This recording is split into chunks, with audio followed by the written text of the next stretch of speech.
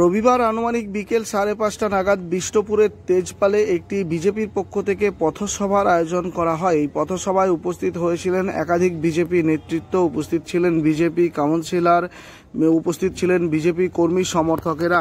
সকলের উপস্থিতিতে এই পথসভার আয়োজন করা হয়। পথসভায় কেন্দ্র সরকারের যে সমস্ত জনমুখী প্রকল্পগুলি রয়েছে, এই প্রকল্পগুলির কথা মানুষের সামনে তুলে ধরেন বিজেপি নেতৃত্বরা। পাশাপাশি রাজ্য সরকারকেও আক্রমণ করেন একাধিক বিজেপি নেতৃত্বরা।